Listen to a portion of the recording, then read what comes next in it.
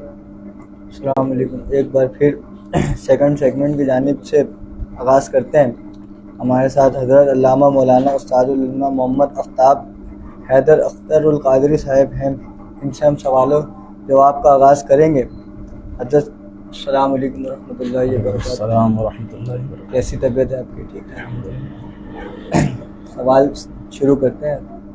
پہلا سوال یہ ہے کہ کیا تراویح کی نماز مرد عورت دونوں پر فرض ہے، دونوں پر ضروری ہے؟ الحمدللہ رب العالمین. اللہم صلی علی سیدنا ومولانا محمد طب القلوب ودوائها وعافیت الابدان وشفائها ونور الابصار وضیائها وعلى آلہ واصحابہ اجمعین وبارک وسلم. حمد و صلوات کے بعد تمام تعریفیں اللہ وحدہ لا شریک کے لیے، اور بے پناہ درود و سلام مصطفیٰ کریم علیہ الصلوۃ والسلام کی ذات بابرکت پر اور آپ کی آل پر اور آپ کے تمام اصحاب پر. مسئولہ جو سوال ہے، مسئول جو مسئلہ ہے جو پوچھا گیا کہ کیا مرد اور عورت دونوں کے لیے تراویح کی نماز ضروری ہے، اس کا مختصراً جواب تو یہ ہے کہ تراویح کی نماز مرد ہو یا عورت بالاجماع امت، تمام علماء کا ائمہ کا اس پر اتفاق ہے کہ تراویح کی نماز مرد عورت دونوں کے لیے سنت مؤکدہ ہے، اس کا ترک ناجائز ہے. یہ میں نے آپ کے سوال کا مختصراً جواب عرض کیا ہے. اس کی تفصیل آپ سے عرض کروں کہ جس طرح مردوں پر نماز پنجگانہ ہے، مردوں پر دیگر بہت سے ایسی عبادتیں جو ہیں وہ عورتوں پر بھی ہیں، انہی عبادتوں میں ایک عبادت نماز تراویح ہے. جس طرح مردوں پر ہے اسی طرح عورتوں پر بھی ہے.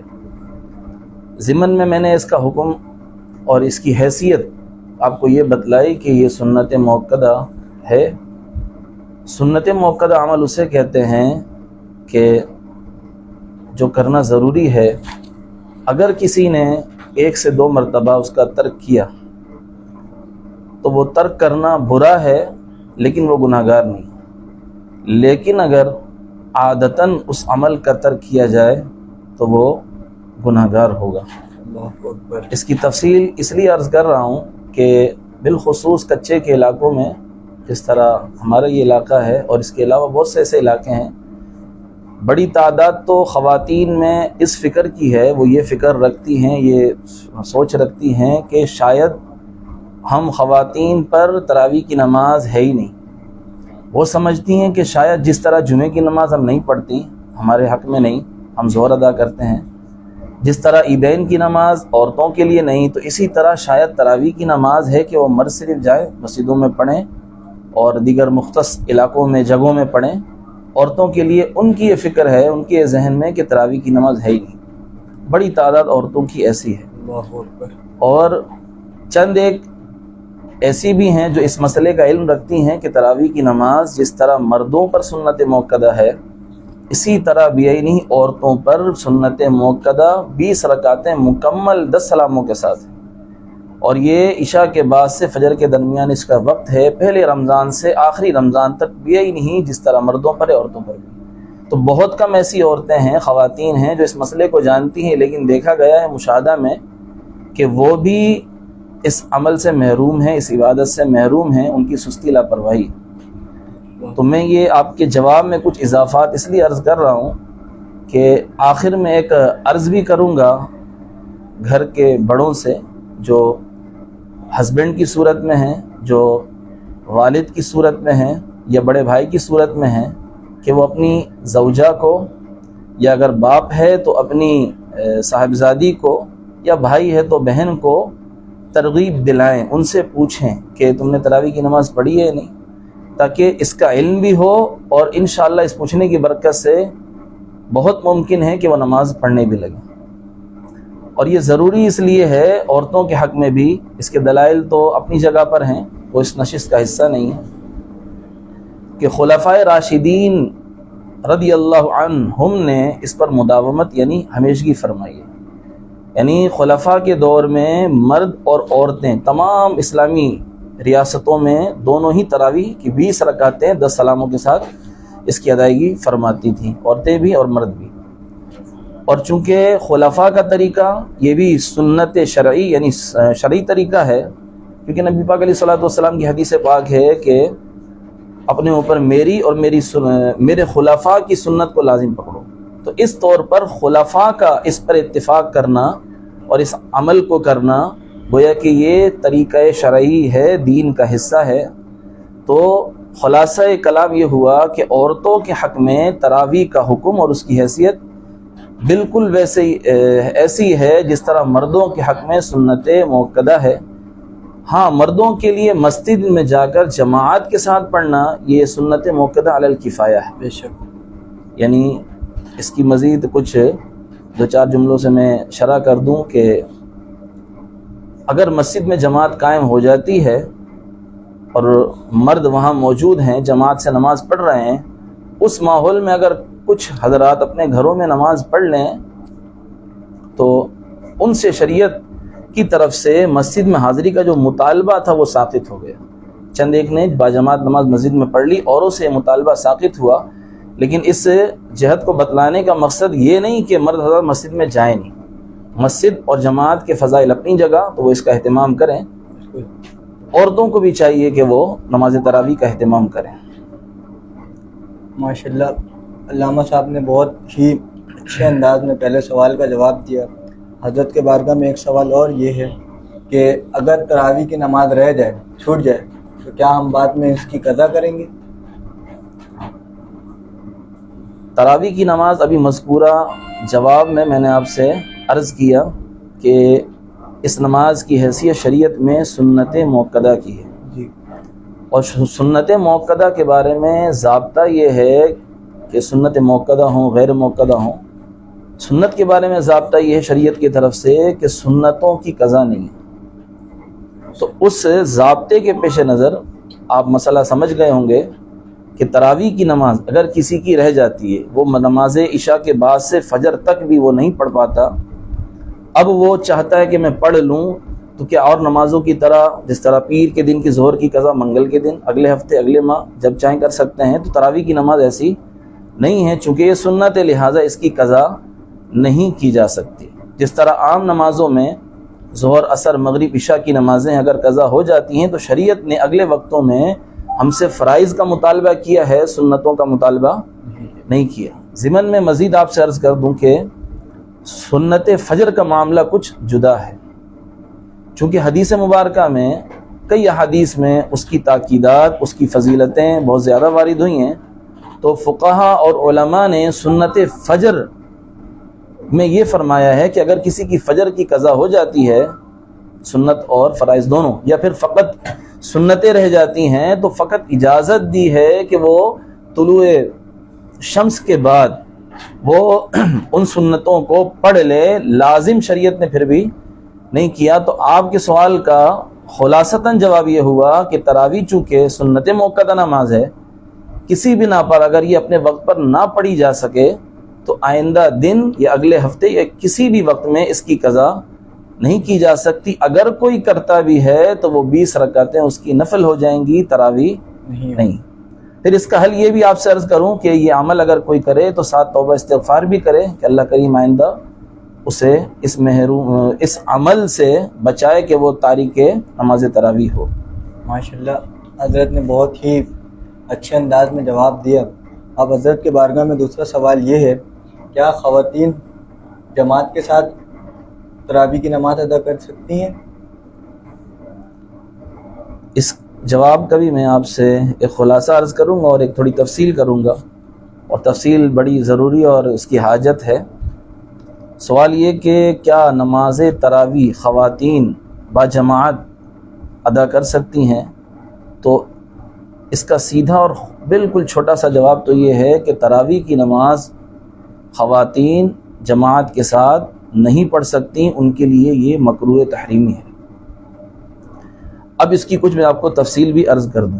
اس کی کئی جہات ہیں، کئی اس کی صورتیں ہیں، ہر صورت کو بیان کر کے میں آپ کو اس کا حکم بھی عرض کر دیتا ہوں۔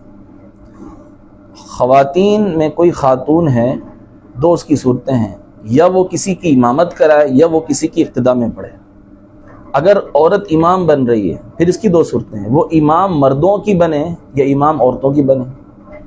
کوئی عورت مردوں کی امامت کرائے، شریعت میں تو یہ باطل ہے، کیونکہ امامت ان امور سے ہے کہ جو فقط شریعت نے اس کی اجازت اور اس کا حق مرد کو دیا، اور شریعت میں ایسے بہت ساری چیزیں ہیں ہماری شریعت میں کہ جو صرف مردوں کے ساتھ خاص ہیں۔ جس طرح قرآن کریم میں اللہ کریم ارشاد فرماتا ہے، طلاق کا مسئلہ ہے، طلاق کے مسئلہ میں طلاق دینے کا اختیار فقط مرد کو ہے۔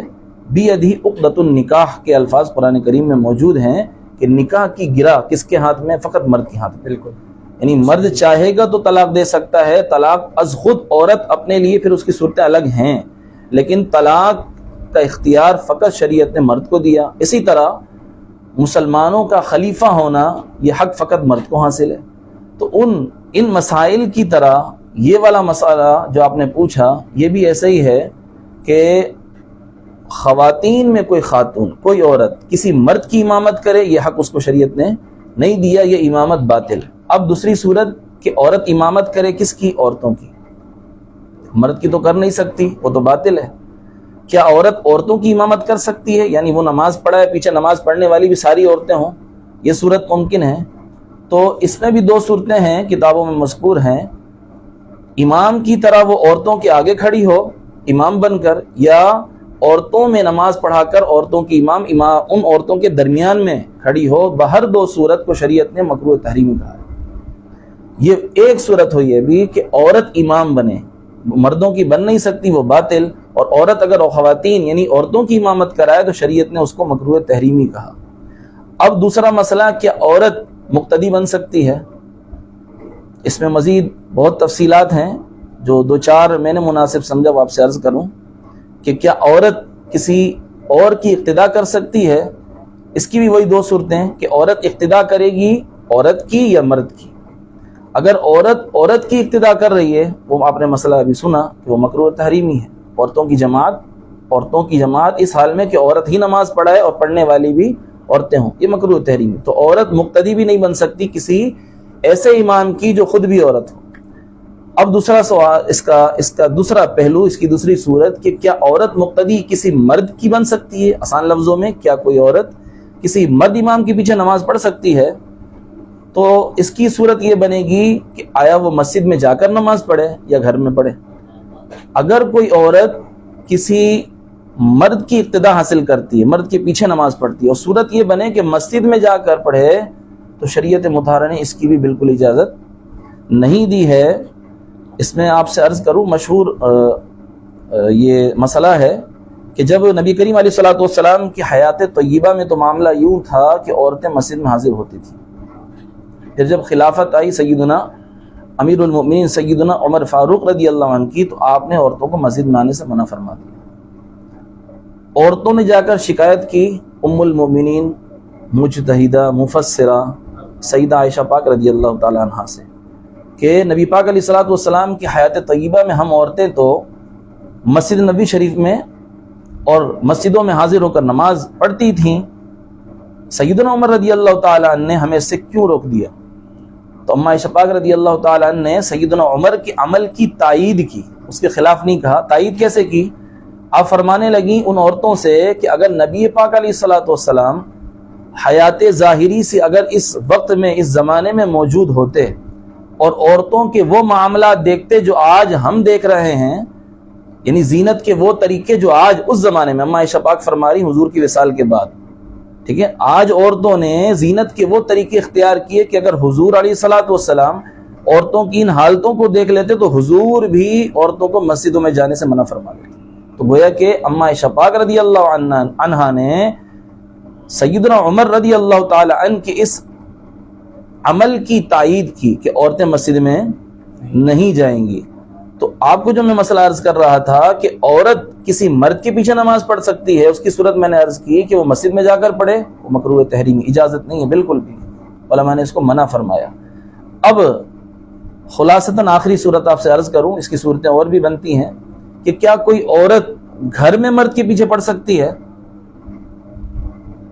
تو اس کی ایک صورت میں اجازت ہے کہ عورت مرد کے پیچھے پڑھ سکتی ہے۔ وہ صورت یہ بنے گی کہ کوئی مرد ایسا ہو جو محرم بھی ہو اور اس مرد پر مسجد کی جماعت میں حاضری واجب نہ ہو، یعنی کوئی عذر ہو، جماعت اس سے ساقط ہو جماعت کی حاضری، اور شرائط امامت بھی ہو، تو ایسا مرد اگر گھر میں نماز پڑھ رہا ہے، محرم ہے، تو اس کے پیچھے اس کی والدہ، اس کے پیچھے اس کی بہن، اس کے پیچھے اس کی بیوی، اس کے پیچھے اس کی بیٹی، یہ سارے اس کے پیچھے نماز پڑھ سکتے ہیں۔ تو خلاصہ آپ سمجھ گئے ہوں گے کہ ایک عورت کو تراویح کی نماز جماعت سے پڑھنا اور عورتوں کی امامت کرانا بالکل بھی جائز نہیں ہے، مکروہ تحریمی ہے۔ آخری صورت آپ کو عرض کی کہ عورت مرد کی اقتداء اس مرد کی جو محرم ہے کر سکتی ہے جبکہ گھر میں ہو، اور اس کی صورت میں نے عرض کر دی، جس طرح آج کے زمانے میں اگر بیٹا حافظ قرآن ہے، عالم دین ہے، وہ تراویح کے لیے تراویح سنا رہا ہے، مصلی سنا رہا ہے، وہ آگے کھڑا ہوا ہے، پیچھے اس کی والدہ ہے، پیچھے اس کی بہن ہے، ٹھیک ہے، بڑا بیٹا ہے، شادی شدہ بھی ہے، اس کی زوجہ ہے، اس کی بیٹی ہے، یہ سارے پیچھے کھڑے ہیں، تو اس بیٹے کے پیچھے، ٹھیک ہے، اس شوہر کے پیچھے، اس بھائی کے پیچھے ان سب کی نماز ہو جائے گی۔ اس کے علاوہ اور صورتوں کو علماء نے منع فرمایا۔ ماشاءاللہ علامہ صاحب نے دوسرے سوال کا بہت خوبصورت طریقے سے جواب دیا۔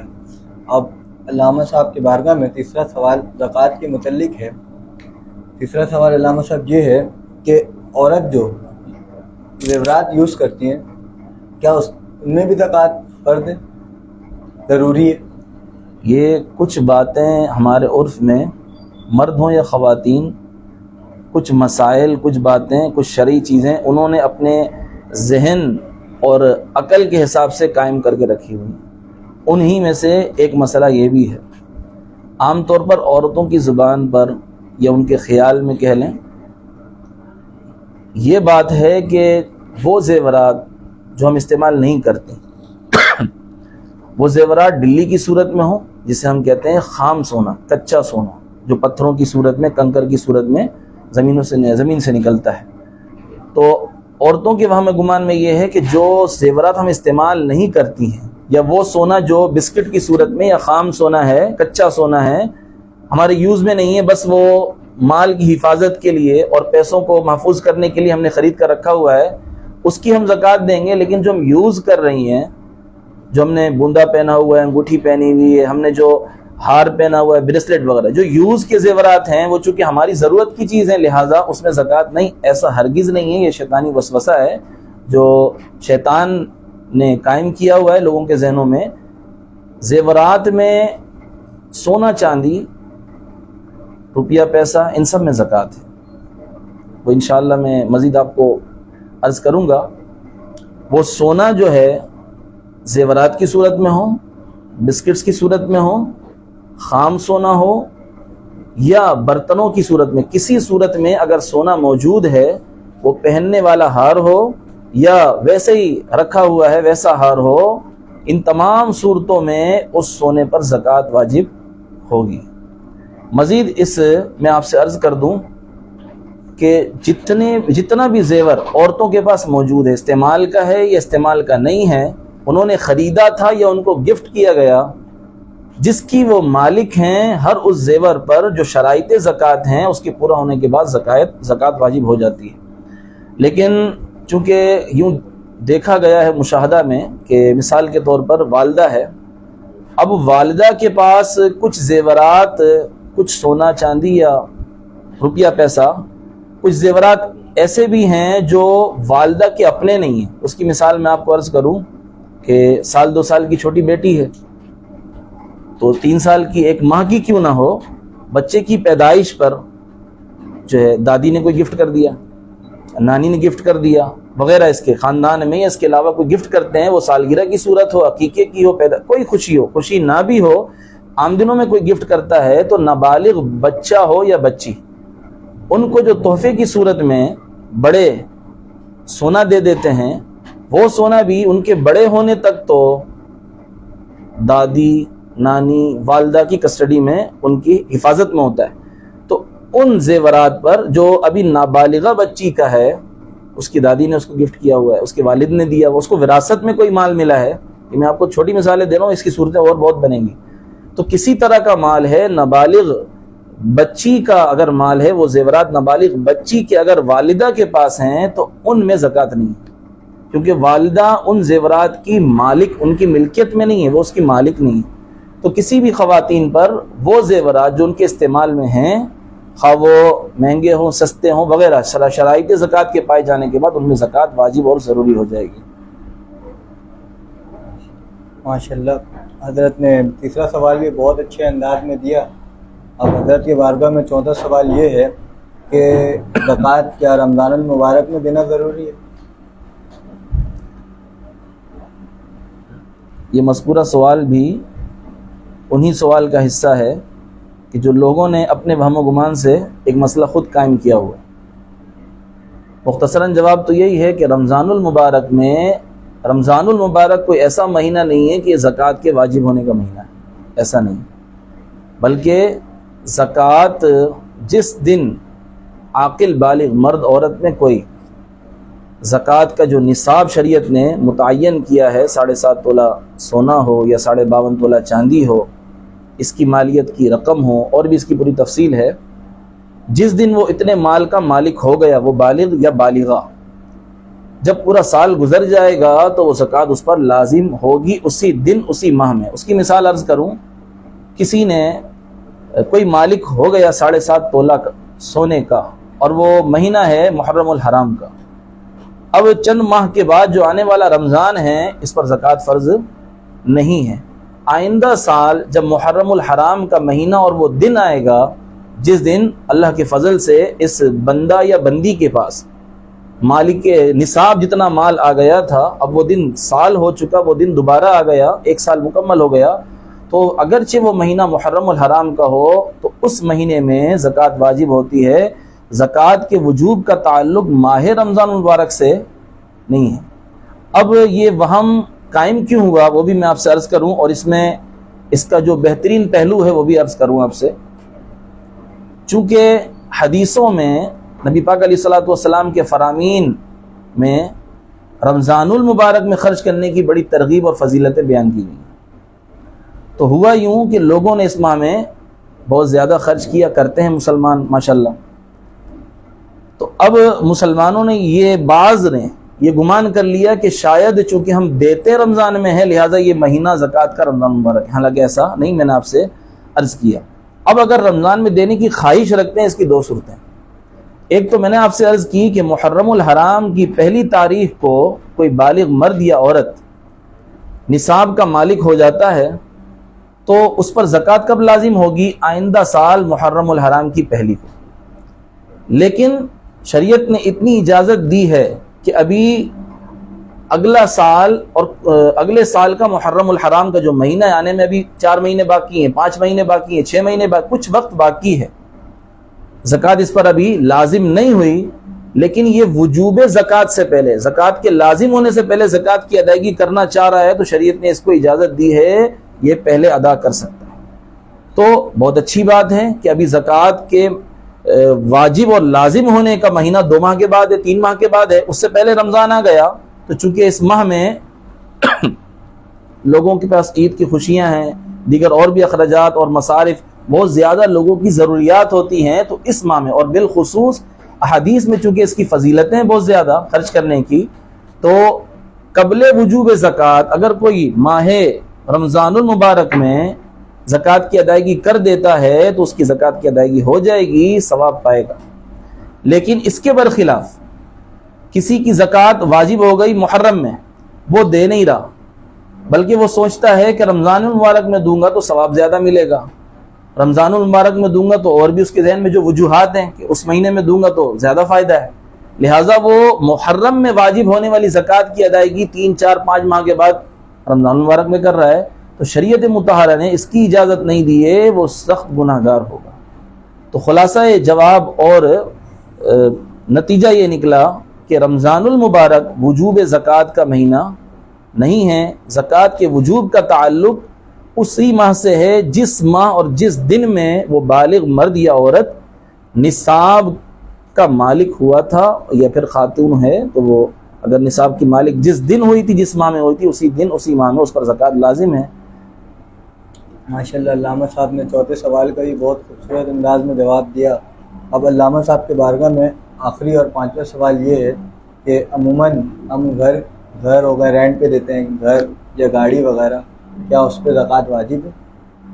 یہ بھی بہت ہی جو ہے نا حاجت مند مسئلہ ہے، لوگ ان مسائل سے بھی ناآشنا ہے۔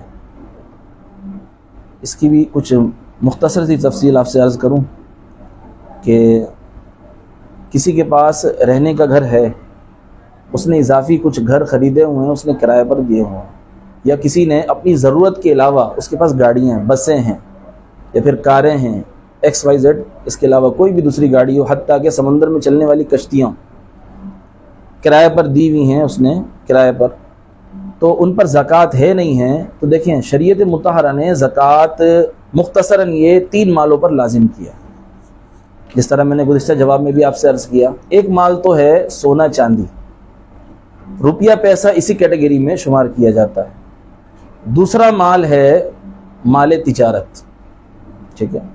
تیسرا مال ہے جانور، لیکن وہ جانور کی تفصیل میں آپ سے اس مجلس میں عرض نہیں کروں گا کہ عام طور پر یہ تیسری جو صورت ہے ہر عام و خاص جو ہے نا عوام میں ہر ایک اس کا سامنا اس سے نہیں ہوتا، اس کا تعلق دیہاتیوں سے ہے۔ دیہاتوں میں چونکہ یہ رواج ہے، جانوروں کا ماحول ہے، جی بالکل۔ تو میں آپ سے شروع کی 2 باتوں میں آپ کو تفصیل کر دیتا ہوں کہ شریعت نے سونا چاندی یا جو ہے روپیہ پیسہ پر زکوٰۃ لازم کیا یا مال تجارت پر۔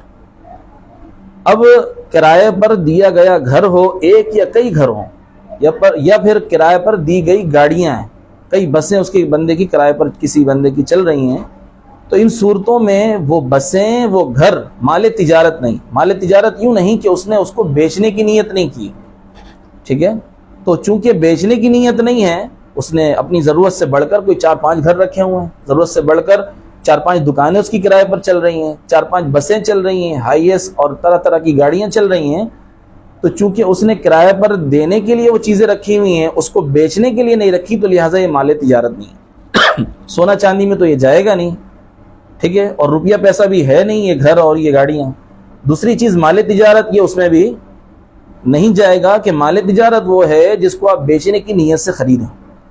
تو کسی نے گھر خرید کر کرائے پر دیا، مختصراً یہ، تو اس کرائے پر دیے گئے گھر کی مالیت پر کوئی زکوٰۃ، کہ جناب 50 لاکھ کا گھر ہے تو جو زکوٰۃ میں آپ تخمینہ لگائیں گے، زکوٰۃ میں آپ جو ٹوٹل کریں گے، اس میں سونا چاندی روپیہ پیسہ کے ساتھ 50 لاکھ کو بھی آپ شمار کریں اور تمام کی زکوٰۃ دیں، ایسا نہیں۔ 50 لاکھ کے 5 گھر بھی کسی کے پاس ہیں، کرائے پر دیے ہوئے ہیں، تو ان گھروں کی مالیت پر نہیں، ہاں ان سے حاصل ہونے والے کرائے پر اگر وہ کرایہ موجود ہے، اسے آپ مال زکوٰۃ میں، نصاب زکوٰۃ میں شمار کریں گے، ان کی بھی زکوٰۃ دی جائے گی۔ مزید اس کی آخری شق عرض کر کے آپ سے اجازت چاہوں کہ اگر کسی نے مکان کی خریداری کے وقت یہ نیت کی ہے کہ اچھے پیسے ملیں گے تو بیچ دوں گا، جب تک اچھے پیسے نہیں مل رہے، اچھا ریٹ نہیں لگ رہا، اس کی ویلیو نہیں بڑھ رہی، جب تک کرائے پر چلے، لیکن نیت یہ ہے کہ جیسے ہی اچھے پیسے ملیں گے، اچھا ریٹ ملے گا، میں بیچ دوں گا، جیسی مارکیٹ اچھی ہوگی بیچ دوں گا، تو یہ مال تجارت میں شمار کیا جائے گا۔ اس کا تعلق ہماری نیتوں سے، یعنی ایک شخص کے پاس 50 لاکھ کے 5 گھر ہیں، لیکن اس کے بیچنے کی نیت نہیں ہے، تو ان 5 گھروں میں سے کسی کی مالیت پر نہیں۔ کسی کے پاس فقط ایک اضافی گھر ہے، لیکن اس کی نیت یہ ہے کہ اگر اچھے پیسے ملیں گے تو بیچوں گا، بیچنے کی نیت کی ہے، تو یہ مال تجارت ہو گیا، اور مال تجارت پر زکوٰۃ ہے، تو لہٰذا اس صورت میں زکوٰۃ دی جائے گی۔ ماشاءاللہ، یہ تھے حضرت علامہ مولانا استاد العلماء آفتاب حیدر اختر طاہر القادری صاحب، اختر القادری صاحب، جو بہت ہی اچھے انداز میں، خوبصورت انداز میں ہمارے ساتھ سارے سوالات کے جوابات پیش کر رہے تھے، اور اب ہمارا سیگمنٹ اختتام پر پہنچا. اب اسی کنٹینیو کریں گے، اسی سوالات جوابات، اور آگے انشاءاللہ کل. جب تک کے لیے اللہ حافظ. السلام علیکم ورحمۃ اللہ وبرکاتہ.